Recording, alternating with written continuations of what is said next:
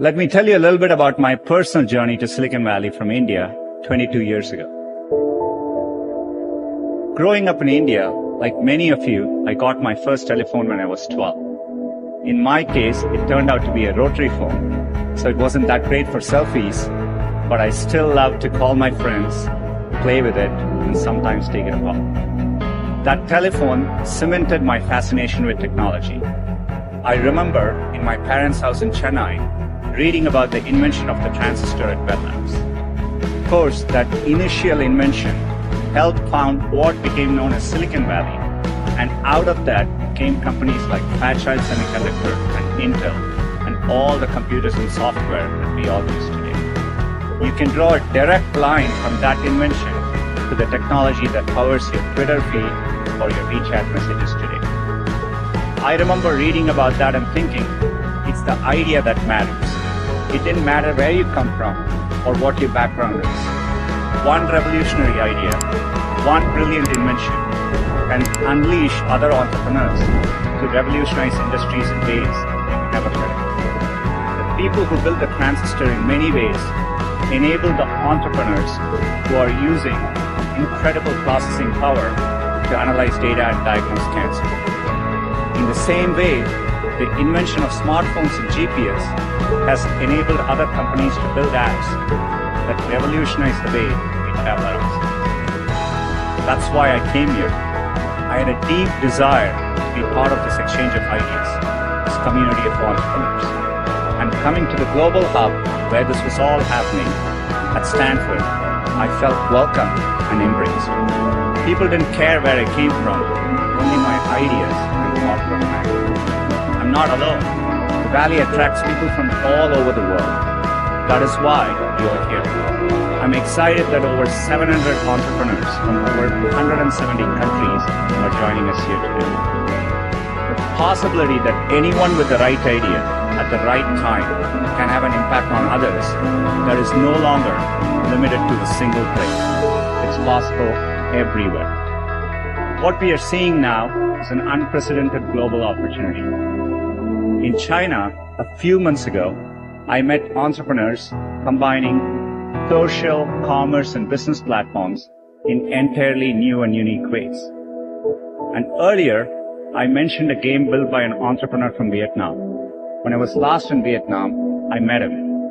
His name is Dong Nguyen, and he created Flappy Bird. He was a developer from Hanoi who wanted to create simple games, non-violent games, that reminded him of why he fell in love with gaming in the first place. And it quickly became one of the world's most downloaded games for Android and iPhones. Great ideas in technology no longer come from just Silicon Valley. They can and do come from anywhere. And now they can quickly reach scale. I see hubs growing all over the world.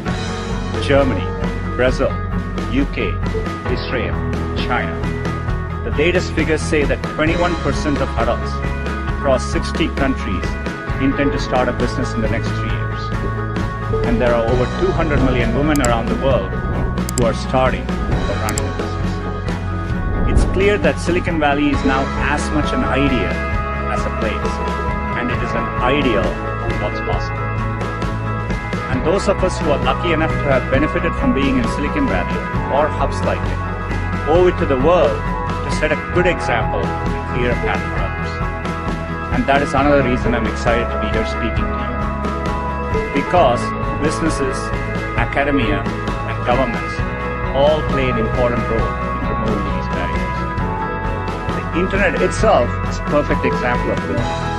It's arguably the greatest economic engine of all time. And its success is largely a result of early collaboration between the US government, private sector, and researchers from academic institutions, including Stanford. They worked together and made deliberate policy choices to keep the platform open and borderless.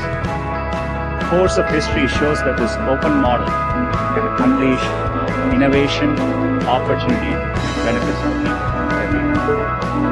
In India, another early and insightful decision was to create the Indian Institutes of Technology. These are leading engineering and technical institutions that are government-supported. I still vividly remember as a teenager jumping onto a crowded train in Chennai and traveling for 24 hours to attend my school at IIT Kharagpur. And that opportunity changed the course of my life. These institutions, over many decades, have played a huge role in creating generations of skilled entrepreneurs in India. There are many countries helping to create positive environment for their entrepreneurs. In the US, recently the Departments of State and Commerce appointed digital economy officers who will work to remove barriers and help entrepreneurs reach communities around them. At Google, entrepreneurship is in our DNA. Google was founded here at Stanford, and the company's first home was in a garage just a couple miles from here. Like many of you in the audience, our founders were two young people with a vision of a better future, a better way, and they decided to follow their dreams. We now live on our own campus down the road and in dozens of countries. The spirit continues. In fact, our most popular products almost all began as big ideas that small entrepreneurial teams dreamed up and made happen. Gmail started with one person's passion to read and email. Today, it has over 1 billion monthly active users.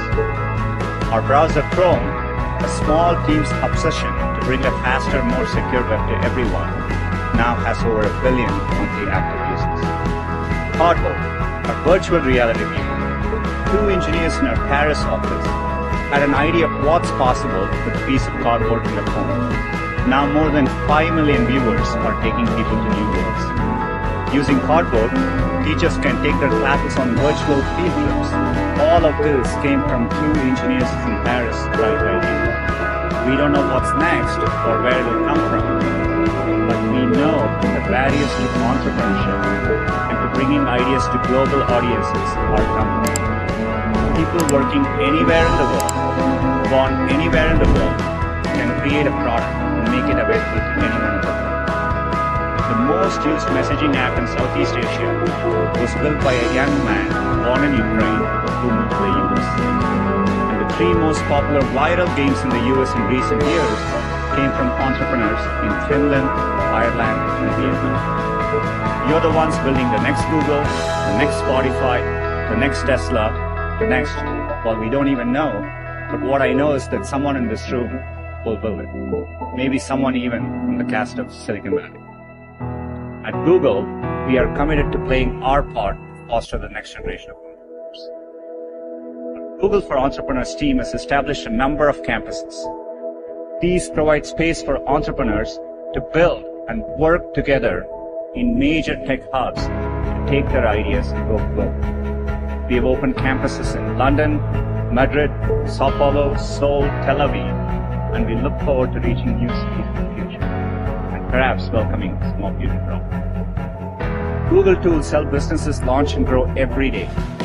More than 30 million small businesses globally rely on at least one Google product to find customers, to grow, and to be productive. Training.